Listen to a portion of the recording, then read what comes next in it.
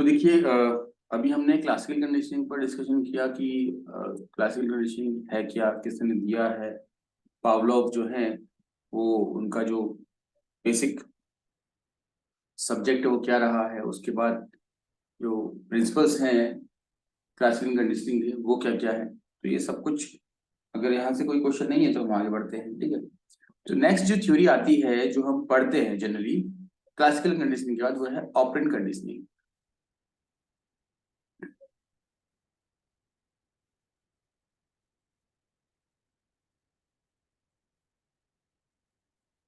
देखिए, operant conditioning theory को हम हिंदी में क्रिया प्रसूत सिद्धांत भी कहते हैं।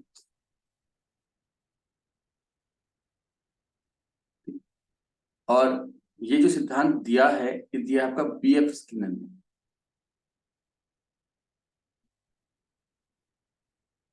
और मैं बता देना चाहता हूं आप लोगों को, BF Skinner is also known as the father of radical behaviourism.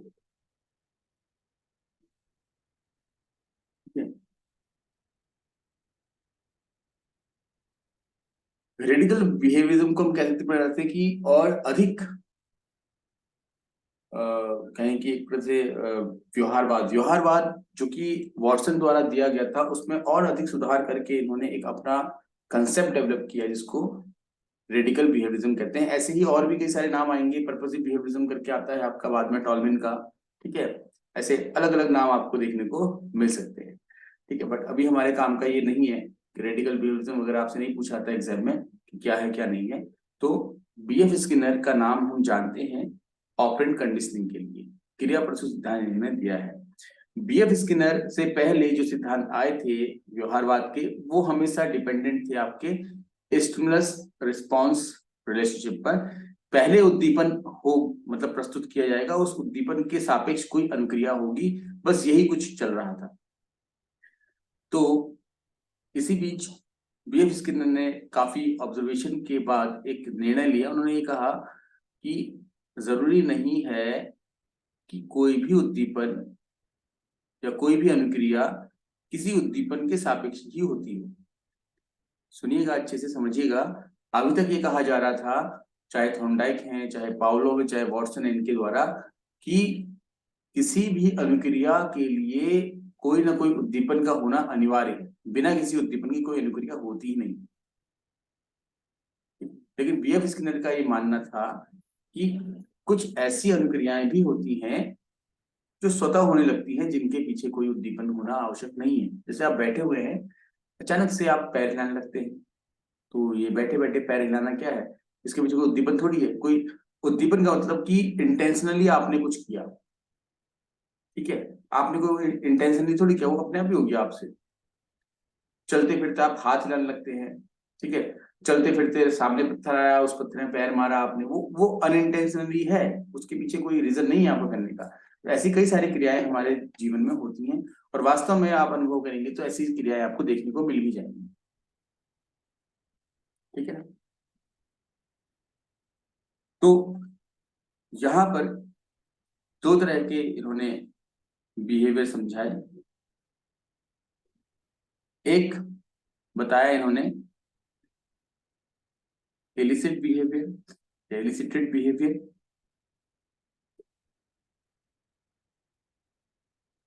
ठीक है, और दूसरा इन्होंने बताया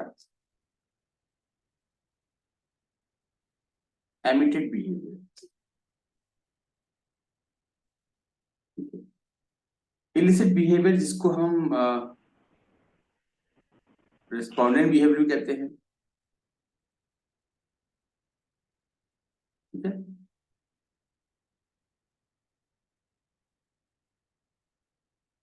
रिस्पोंडेंट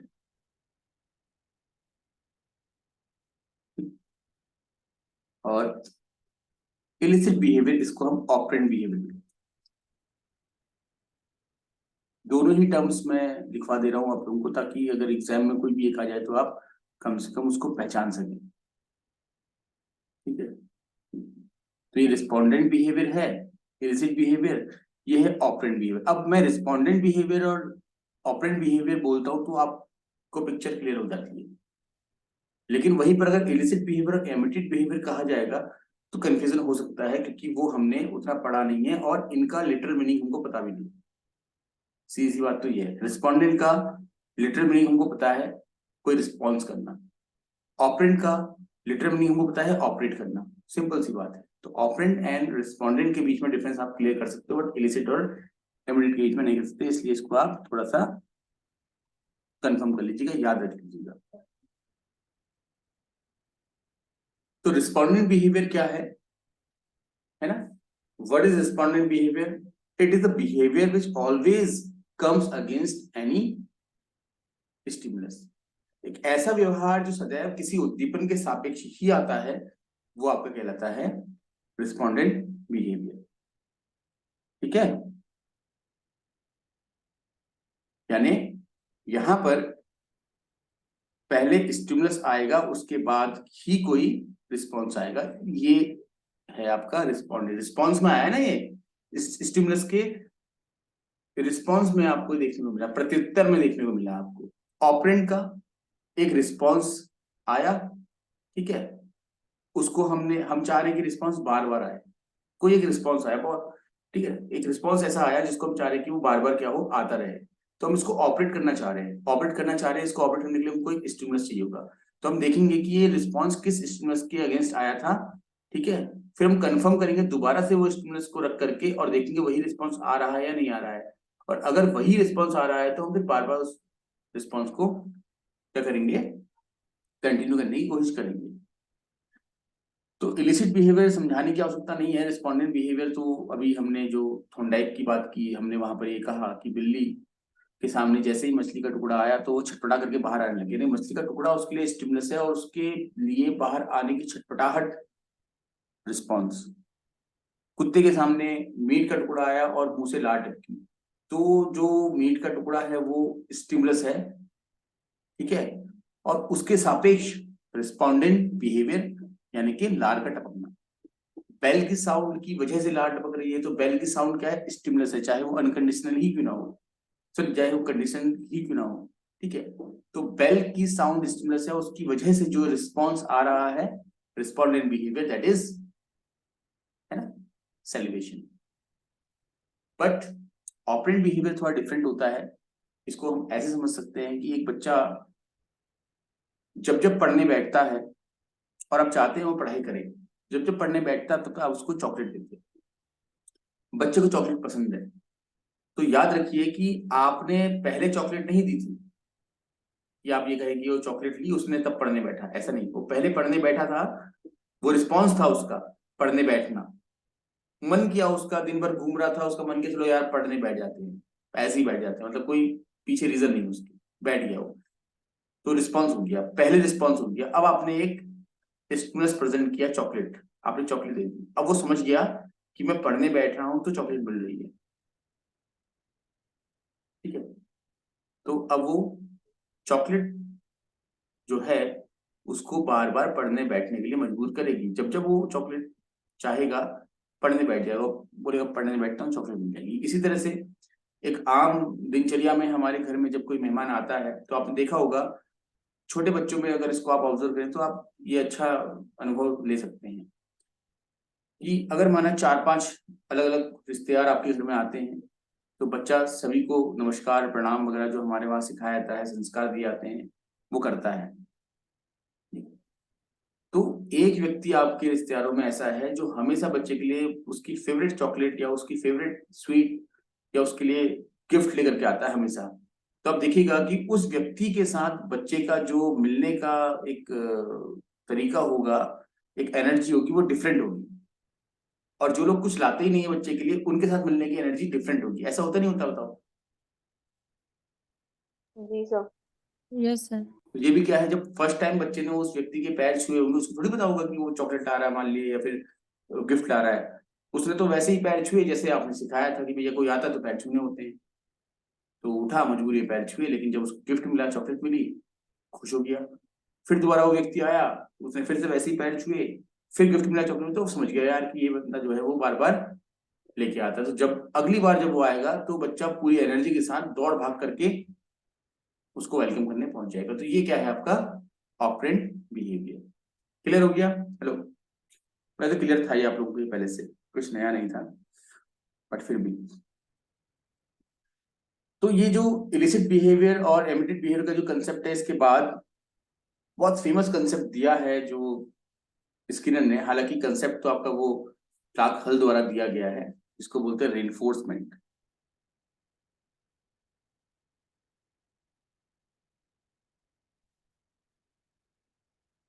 ठीक है, पुनर्भरण।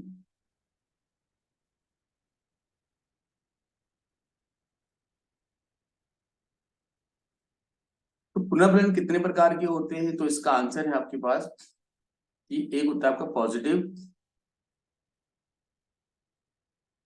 यानी सकारात्मक, एक होता है आपका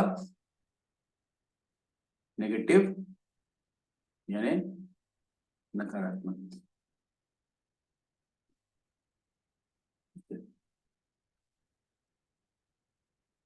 जब कोई फेवरेबल बिहेवियर हो, ठीक, डिजायर्ड बिहेवियर इसको हम कह देते हैं, तो उसके लिए हम कह देते हैं हमेशा पॉजिटिव रेनफोर्समेंट देते हैं। ठीक है, हेलो। तो फॉर द रीअकरेंस ऑफ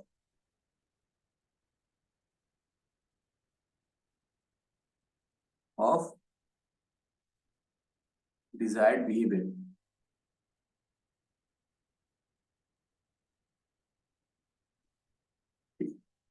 किसी वांछित व्यवहार के पुनरावृत्ति के लिए, रीअकरेंस मतलब होता है पुनरावृत्ति, किसी वांछित व्यवहार की पुनरावृत्ति के लिए हम सदैव सकारात्मक पुनर्बलन देते हैं। जैसे आप, बच्चा पढ़ने बैठ रहा है, बच्चा प्रणाम कर रहा है, तो उसको आप गिफ्ट दे रहे हैं, उसको उसकी पसंद की चॉकलेट दे रहे हैं ताकि वो ये काम बार बार करे। और नेगेटिव रेनफोर्समेंट कब दिया जाता है, नकारात्मक पुनर्बलन कब दिया जाता है बताइए? टू रिड्यूस और स्टॉप एंड अनडिजायर्ड बिहेवियर। ठीक है, बिहेवियर। तो अवांछित व्यवहार को रोकने के लिए, अब मेहमान आए, छूने चाहिए थे पैर, लेकिन बोल दी अपशब्द। ठीक है, समझ में आ रही है? तो इस प्रकार से जब बच्चा मिसबिहेव करता है, तो क्या आप चाहेंगे कि बार बार मिसबिहेव करे? नहीं ना, आप चाहेंगे कि मिसबिहेव कभी ना करे। तो इसके लिए आप फिर क्या करेंगे, उसको नेगेटिव रेनफोर्समेंट देंगे। हालांकि कई मायनों में नेगेटिव रेनफोर्समेंट को पनिशमेंट से थोड़ा सा एसोसिएट करने की कोशिश की कुछ मनोवैज्ञानिकों ने, बट स्किनर ने स्पष्ट किया कि ये थोड़ा डिफरेंट होता है।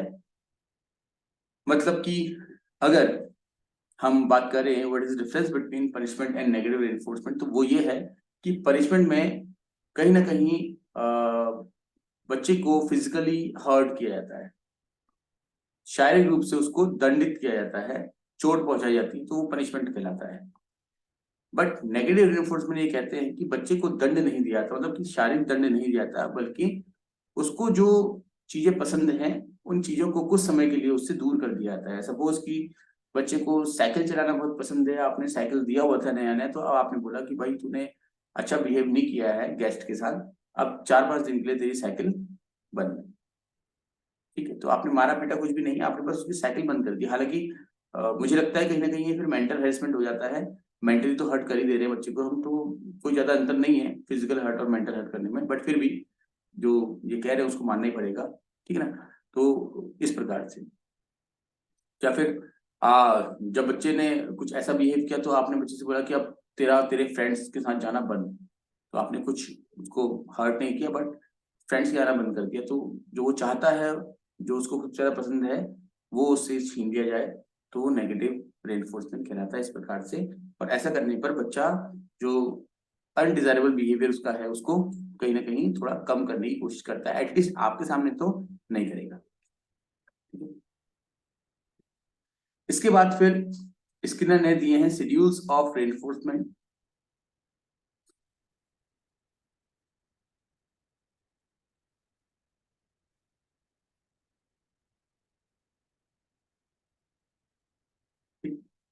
पुनर्भरण के जो शेड्यूल है किस तरीके से दिया जाए, तो पहला ये बताते हैं कि कॉन्टिन्यूअस रेनफोर्समेंट शेड्यूल। ठीक है, मैं आर लिखूंगा तो समझ जाना रेनफोर्समेंट है, आर ई मतलब रेनफोर्समेंट, आर का मतलब तो आप रिस्पॉन्स समझते हो। ठीक है, तो शेड्यूल।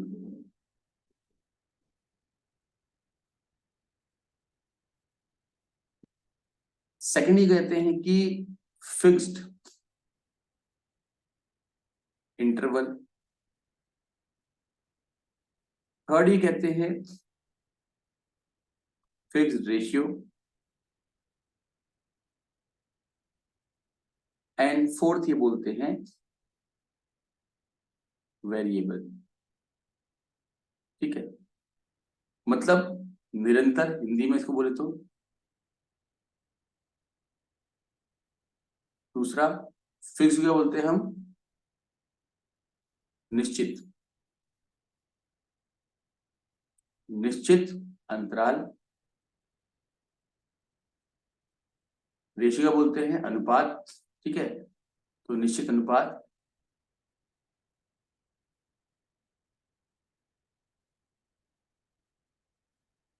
वेरिएंट मतलब क्या बोलेंगे, मिक्स्ड भी कहते हैं इसको, हम मिक्स्ड भी कहते हैं। हाँ ठीक है,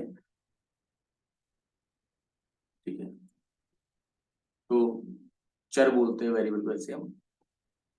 तो मैं थोड़ा क्लियर कर देता हूँ इनको। कंटिन्यूअस रेनफोर्समेंट मतलब होता है आपका लगातार देते जा रहे हैं आप। मैं गणित के कुछ प्रश्नों का उदाहरण लेता हूँ, जैसे कि आपने बच्चे को 25 प्रश्न दिए करने के लिए, 25 क्वेश्चन आपने दे दिए। ठीक है, तो 25 क्वेश्चंस करने हैं बच्चे को। अब कंटिन्यूस मतलब क्या है आपका, पहले क्वेश्चन के बाद भी आपने दे दिया, दूसरे के बाद दे दिया, तीसरे के बाद दे दिया, आपने लगातार देते आ रहे हैं आप, ये हो गया कंटिन्यूस रेनफोर्समेंट। फिक्स्ड इंटरवल मतलब कि टाइम। ठीक है, आफ्टर 5 मिनट। अब बच्चे ने पहले 5 मिनट में अगर 2 क्वेश्चंस किए हैं तो भी उसको 5 मिनट बाद रेनफोर्समेंट मिल जाएगा। दूसरे 5 मिनट में अगर उसने 6 क्वेश्चंस कर लिए तो उसको 6 क्वेश्चन के बाद मिल जा रहा है। तीसरे 5 मिनट में अगर उसने माना एक ही क्वेश्चन किया तो उसको एक ही क्वेश्चन का मिल जाएगा। तो इस तरीके से हर 5 मिनट के बाद बच्चे को रेनफोर्समेंट दिया जा रहा है, डजंट मैटर कि नंबर ऑफ क्वेश्चंस कितने वो कर पा रहा है। ठीक है ना। और अगर फिक्स रेशियो की बात करें तो हम कह सकते हैं कि after number of questions, after 5 questions. अब पहले 5 क्वेश्चन के बाद मिल गया बच्चे को, फिर 10 क्वेश्चन पूरे हुए फिर मिल गया, फिर 15 क्वेश्चन पूरे हुए फिर मिल गया, फिर उसके 20 क्वेश्चन पूरे हुए फिर मिल गया, फिर 25 क्वेश्चन पूरे हुए तो फिर मिल गया। इस तरीके से अब हो सकता है कि पहले जो 5 क्वेश्चन थे उसने 1 घंटे में किए, दूसरे जो 5 क्वेश्चन है, क्वेश्चन 5 ही होंगे यहाँ, हाँ ठीक है, दूसरे 5 क्वेश्चन वो 20 मिनट में कर ले रहा है, तीसरे 5 क्वेश्चन वो कर रहा है आपका आधे घंटे में, 30 मिनट में। ठीक है, और चौथे 5 क्वेश्चन करने में उसको एक पूरा दिन लग गया। इस तरीके से ये क्या होगा आपका, टाइम कितना लग जाए नहीं फर्क पड़ता उससे, बस 5 क्वेश्चन जब पूरे होंगे उसके बाद ही मिलेगा। ठीक है ना।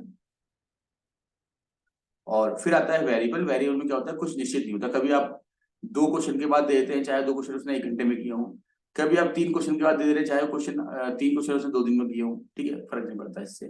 तो वेरिएबल यानी मिक्स्ड में क्या होगा, आपका रेशियो और इंटरवल दोनों को इंक्लूड करके आपका ये बनाया जाता है। ठीक है, यहाँ पर कुछ पूछना है तो पूछ लीजिएगा, कोई डाउट आपका हुए तो। हालांकि मैंने पहले भी क्लियर किया था, अभी भी फिर भी कोशिश की है कि क्लियर हो जाए जरा से में। क्लियर नहीं है तो पूछ लीजिएगा प्लीज, अगर क्लियर है तो फिर मैं आगे बढ़ता हूँ, कोहलर के सिद्धांत की तरफ चलते हैं फिर हम। ठीक है,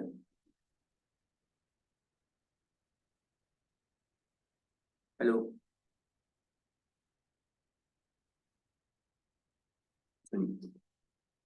तो अभी ऑपरेंट कंडीशनिंग की मैकेनिज्म भी है, वो थोड़ा सा उसको डिस्कस कर लेते हैं फिर आगे बढ़ेंगे। ठीक है,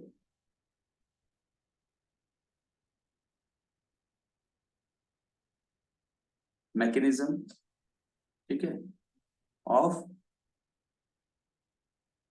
ऑपरेंट कंडीशनिंग। अब ये मैकेनिज्म क्या है, किस तरीके से काम करती है। ठीक है, तो बहुत लंबा चौड़ा डिस्कस करने का समय इसमें है नहीं, मैं सिंपल सा जो इसके स्टेप्स है वो बताता हूँ आप लोगों को। ठीक है, किसी को याद है तो बता दो आप में से।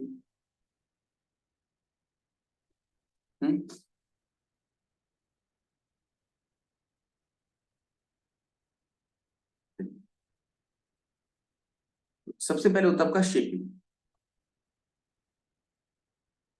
जो आप बच्चे से रिस्पॉन्स करवाना चाह रहे हैं उसके लिए करते हैं आप एक इन्वायरमेंट क्रिएट करते हैं। ठीक है, हेलो जी सर। शेप का मतलब ही होता है ना, शेप में लेकर के आना। ठीक है, तो एक इन्वायरमेंट क्रिएट किया आपने, मतलब आप चाह रहे हैं कि बच्चा पढ़े कैसे भी करके, तो आपने क्या किया, आपने उसके रूम में कुछ बुक्स रख दी, न्यूज़पेपर्स रख दिया आपने, ताकि बच्चा क्लास वो मतलब जैसे ही बच्चा रूम के अंदर आए तो उसकी नजरें बुक्स पर न्यूज़पेपर पढ़े तो वो एटलीस्ट उठा के देख तो ले कि वो है क्या। जैसे ही वो उसको उठाए तो आप एक पॉजिटिव रेनफोर्समेंट उसको दे दें, ले भाई तूने बुक्स उठाई इसी के लिए, तू इसको पकड़ ले। ठीक है, तो फिर वो कहीं ना कहीं उसको लगेगा कि हाँ यार बुक्स उठाने पर या पढ़ने पर तो मिल रहा है रेनफोर्समेंट, तो मैं ये काम करता हूँ दोबारा से। ठीक हो क्या। फिर आते हैं चेनिंग पर। तो पहले आपने रिस्पॉन्स बच्चे का अपने आप नहीं कर रहा बच्चा, मतलब आपने उसको एक इन्वायरमेंट दिया जिससे कि वो रिस्पॉन्स करे, कोई स्टिमुलस नहीं दिया आपने, याद रखिए इस बात को आप। ठीक है, आपने एक इन्वायरमेंट दिया जिससे कि एक्सपेक्टेड है कि वो उस बिहेवियर को करेगा ही। ठीक है, फिर है चेनिंग। चेनिंग श्रृंखला बनाना, मतलब अब वही, पहले इन्वायरमेंट दिया आपने, बच्चे ने बुक उठाई, थोड़ी देर पढ़ी, आपने एक चॉकलेट दे दी, क्लियर हो गया। अब ये जो बुक उठाने के बाद चॉकलेट देने की, यानी कि बुक पढ़ने पर पॉजिटिव रेनफोर्समेंट देने की जो क्रिया है, ये बार बार बार बार होती रहेगी, तो बोलिए क्या इसको, ये चेन बन गई है उसकी। ठीक है, तो कर दिया हमने क्या, चेनिंग। समझ में आ रहा है तो।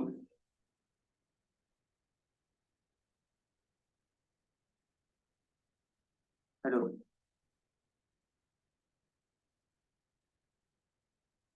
Yes sir. मैं फिर से बोल रहा हूं कि मैं आपको एक शॉर्ट एग्जांपल के थ्रू समझाने की कोशिश कर रहा हूं, बहुत डीप नहीं जाना है इसमें, कि ये इतना डीप नहीं पूछा आता है एग्जाम में कभी भी, और कभी नहीं पूछा आता है, छोड़ो आज तक कहीं पूछा ही नहीं गया है मैकेनिज्म इसका। ठीक है, बट हो सकता है कि स्टेप्स पूछ दे, जैसे आपका स्टेप्स ऑफ क्रिएटिविटी पूछता है ना, इस तरीके से पूछ दे तो उसके लिए। फिर आता है नेक्स्ट आपका थर्ड नंबर पे, डिस्क्रिमिनेशन एंड क्यूइंग। ठीक है,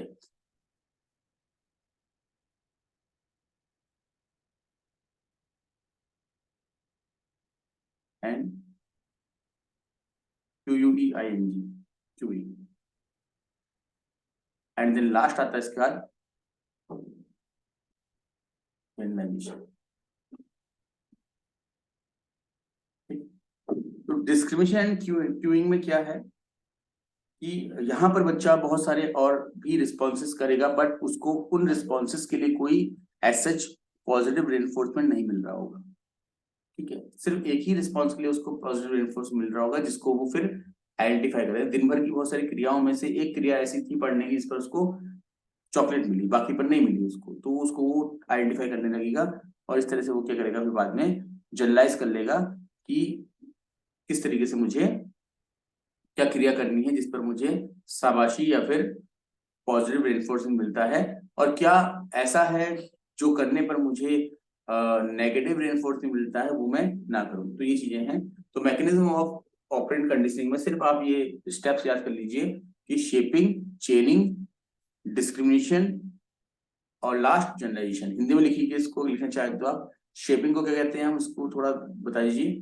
बाकी चेनिंग को श्रृंखला बोलते हैं,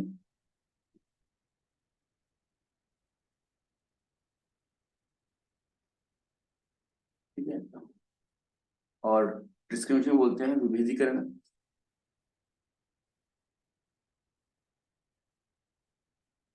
और जनरलाइजेशन का सामान्यीकरण।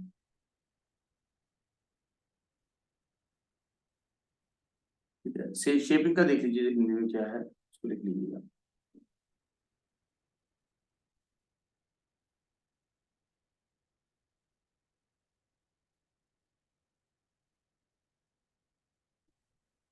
चलिए आगे बढ़ते हैं हम, और अब आते हैं हम गेस्टाल्ट बात पर, जिस पर एक सिद्धांत जो बार बार पूछा आता है, इनसाइट लर्निंग थ्योरी।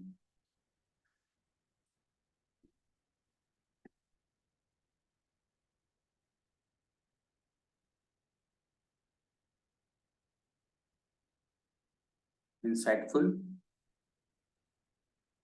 लर्निंग।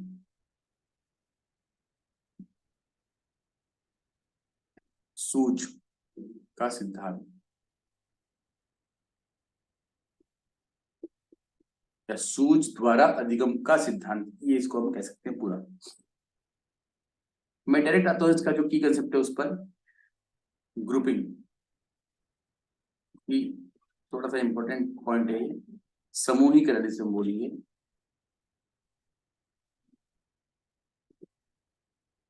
पहले तो इंसाइटफुल लर्निंग जो है वो किसने दिया है, तो आप लोग को नाम बताने की जरूरत है ही नहीं, आप लोगों को पता है कोहलर ने दिया हुआ है। कोहलर द्वारा दिया गया सिद्धांत है। और साथ ही साथ आप ये भी जानते हैं कि ये कोहलर जो है वो गेस्टाल्टवादी हैं, तो ये सिद्धांत भी क्या है, गेस्टाल्टवादी सिद्धांत है ना। गेस्टाल्टिस्ट थ्योरी है, या कहें कि गेस्टाल्टवादी सिद्धांत। गेस्टाल्ट का मतलब होता है वो क्या, होल या पूर्ण। तो ये होल और पूर्ण का मतलब है कि व्यवहारवादी जो है वो किसी भी घटना को पार्ट्स में डिवाइड कर करके उनके ऑब्जर्वेशन के आधार पर क्रिया करते हैं, ठीक है, टुकड़ों में। जबकि गेस्टाल्टवाद जो है वो किसी भी परिस्थिति को एक पूर्ण के रूप में देखता है। जैसे अगर एक हाथी की व्याख्या करनी होगी तो जो व्यवहारवादी हैं उसकी पूंछ की व्याख्या करेंगे, उसकी सूंड की व्याख्या करेंगे, उसके कानों की व्याख्या करेंगे, उसके दांतों की व्याख्या करेंगे और उसके विशालकाय शरीर की व्याख्या करेंगे। और अगर ये बात या ये व्याख्या गेस्टाल्टवादी करें तो गेस्टाल्टवादी उसको एक हाथी के रूप में स्पष्ट व्याख्या में रखेंगे, उस पर वो अलग अलग व्याख्या नहीं करेंगे, ठीक है। हेलो, ये अंतर है इन दोनों में। आगे बढ़ते हैं, ग्रुपिंग की बात करते हैं। तो ग्रुपिंग की जरूरत क्यों पड़ रही है?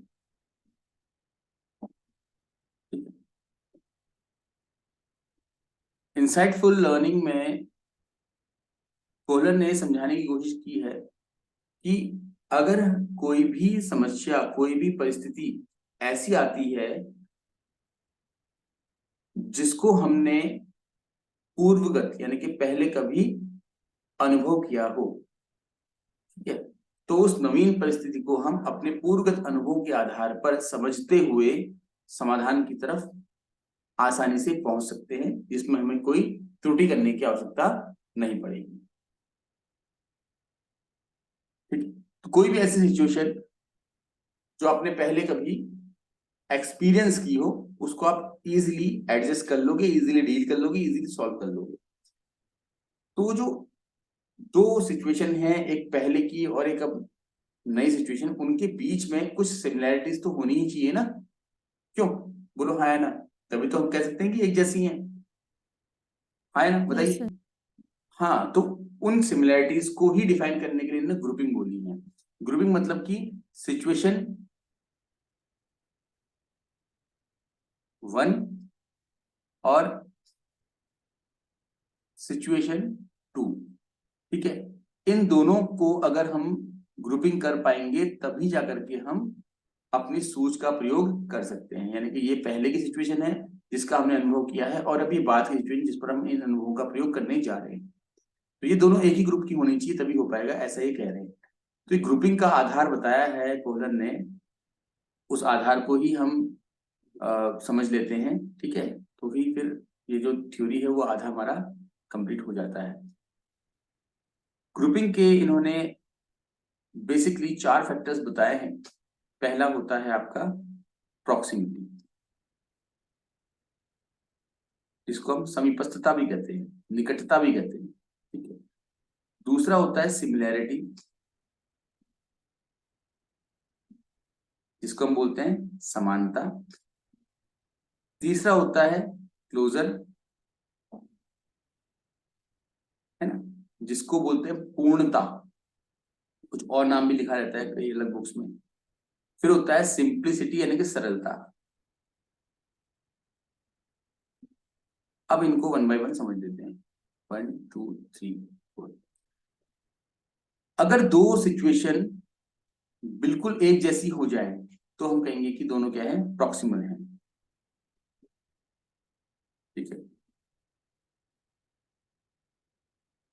जैसे दो अलग अलग ब्रीड के डॉग्स, ब्रीड अलग अलग है बट उसके अलावा बाकी बहुत कुछ उनका सेम है, तो प्रॉक्सिमल कहेंगे, क्योंकि बिहेवियर सेम होगा, ब्रीड चाहे कोई भी हो, भौंकेगा ही दोनों, है ना, बार्किंग करेंगे। ठीक है, तो बिहेवियर वाइज क्या है, उन दोनों के दोनों सेम हो जाएंगे, चाहे लुक अलग हो, कुछ भी अलग हो, भौंकना ऑलमोस्ट भौंकने का ही काम वो कर रहे होंगे, उनकी फूड हैबिट्स सेम होंगी ऑलमोस्ट। ठीक है, तो इस तरह से हम कह सकते हैं ये जो अलग अलग ब्रीड के दो डॉग्स हैं, जिनमें हम देखते ही डिफरेंशिएट कर सकते हैं कि यार ये अलग डॉग है, ये अलग डॉग, बट है दोनों के दोनों डॉग, तो प्रॉक्सिमल हो जाएंगे।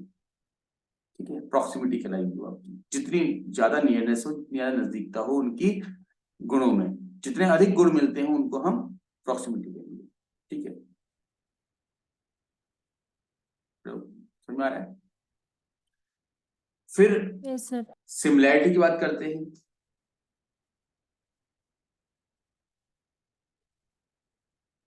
सिमिलैरिटी का मतलब क्या हुआ, समानता। क्या समानता, थोड़ा बहुत, है ना, एक जैसे हो, बट बहुत सारी चीजें ना मिलती, मतलब कुल मिलाकर ये समझो प्रॉक्सिमिटी में 90% जो गुण है वो मिलेंगे और सिमिलैरिटी में 50% मिलेंगे, इस तरीके से आप इसको थोड़ा समझ सकते हैं। तो जो मीनिंग है मोर और लेस दोनों का सेम ही रहेगा। क्लोजरनेस की बात करें तो क्लोजरनेस को तो समझने के लिए सिंपल सा तरीका है, अगर आपके पास पेन है फिलहाल तो आप देखिए उस पेन में से उसकी कैप अलग कर लीजिए, तो ये कैप का यूज उस पेन के साथ ही हो सकता है सिर्फ, यस और नो। तो यस सर। पेन और उसकी कैप वो एक दूसरे के लिए बने हुए हैं, दिस इज कॉल्ड क्लोजरनेस, मतलब कि एक से दूसरा कंप्लीट है, अगर एक ना हो तो दूसरा ऑटोमेटिकली इनकम्प्लीट, अगर कैप ना हो तो पेन इनकम्प्लीट, पेन ना हो तो कैप इनकम्प्लीट। ठीक है ना, तो ये है क्लोजरनेस। इसको हम ऐसे समझते हैं कि अगर हम बात करें, अगर बच्चे के सामने आपने ये एक दो तीन होल रख दिए और आपने फिर स्टिक रख दी, एक दो और ये तीन, तो बच्चा देख करके अंदाजा लगा लेगा कि ये स्टिक इसमें जाएगी, ये स्टिक इसमें और ये स्टिक इसमें, है नहीं, दिस इज कॉल्ड क्लोजरनेस। जब दो डिफरेंट एंटिटी जो कि एक दूसरे से जुड़ी हुई हैं उनको इजीली पहचाना जा सके कि कौन किसके लिए बना हुआ है, ऐसा। आप छोटे बच्चे को करा के देख लीजिए, आप अलग अलग बॉटल के जो ढक्कन होते हैं उनको अलग कर लीजिए, तो बच्चा फर्स्ट टाइम पे ही बिना किसी एरर के वो सही बॉटल पे उस ढक्कन को लगा लेगा। सिंपलिसिटी का मतलब है सरल। तो कुछ जो सिचुएशंस होती हैं या कुछ जो प्रॉब्लम्स होती हैं वो ऑटोमेटिकली सिंपल होती है, लेकिन उनकी सिमेट्री ऐसी होती है कि उनको हम पहचान लेते हैं। जैसे उदाहरण के लिए ये अगर बात करें, जैसे मैं आपसे बोलूँ 20 है, 40 है, अब उसके बाद क्या आएगा, तो ठीक है आप पहचान लेंगे, इसको कोई दिक्कत थोड़ी है इसमें ना, कि 60 आएगा, सिमेट्रिक उससे पहचान ले रहे हो उसको आप, आए ना। हेलो,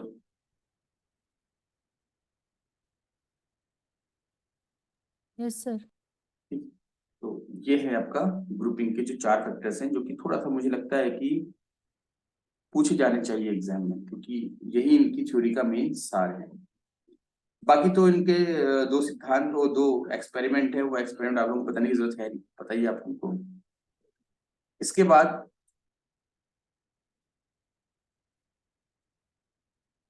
कोहलर का जो ये सिद्धांत है कुछ फैक्टर्स पर डिपेंडेंट है, वो जो ऊपर फैक्टर्स हमने पढ़े वो ग्रुपिंग के थे, है ना, अभी जो हम देख रहे हैं वो इनका जो बेसिक कंसेप्ट है उसके हैं, जैसे एक्सपीरियंस, जो आपका इंसाइट बनेगा वो कैसे बनेगा, एक्सपीरियंसेस से बनेगा। दूसरा, एक्सपीरियंसेस के साथ साथ आपका इंटेलिजेंस भी चाहिए, ठीक है, यानी आपका बुद्धि भी अच्छा होना चाहिए। फिर लर्निंग सिचुएशंस फेवरेबल होनी चाहिए, ठीक है, अधिगम परिस्थितियां आप हिंदी में लिखते हो, चलिए। अनुभव, बुद्धि, अधिगम परिस्थितियां, ठीक है, मैं लिख दे रहा हूं। अनुभव, बुद्धि, अधिगम परिस्थितियां।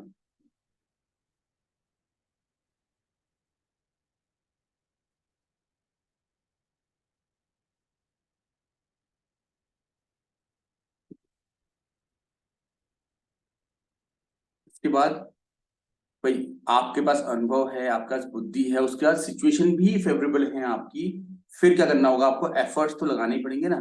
तो इनिशियल एफर्ट, जिसको हम कह सकते हैं पहल, ठीक है, पहल करना। And then last is repetition and generalisation. तो ये 5 आपके स्टेप्स कह लीजिए इनको, चाहे इनको फैक्टर्स कह लीजिए, ये याद रखिएगा, इनका क्रम होता है पूरा, ठीक है। रिपीटिशन यानी पुनरावृत्ति, एंड फिर जनरलाइजेशन,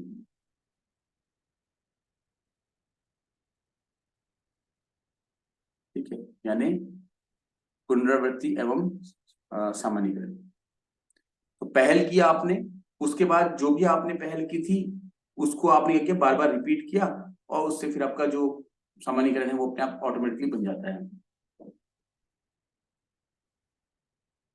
कि वो सामान्यीकरण। तो आज की क्लास यही समाप्त करेंगे हम। ये बेसिक चीजें हैं जो कि आप देखिएगा आपके एग्जाम में डेफिनेटली पूछी जाएंगी, और ये तो आपको याद होनी चाहिए। कुछ भी चीज अगर आपको लगता है नहीं समझ में आई है तो प्लीज पूछ लीजिएगा। तो लर्निंग के जो बेसिक रिवीजन था वो हमारा कंप्लीट होता है अभी, और 2 टॉपिक और रह जाते हैं, कर्व ऑफ लर्निंग, एक आपका ट्रांस ऑफ लर्निंग, उसको हम फिर कल की क्लास में देख लेंगे, ठीक है। तो चलिए आज यही समाप्त करते हैं। Thank you.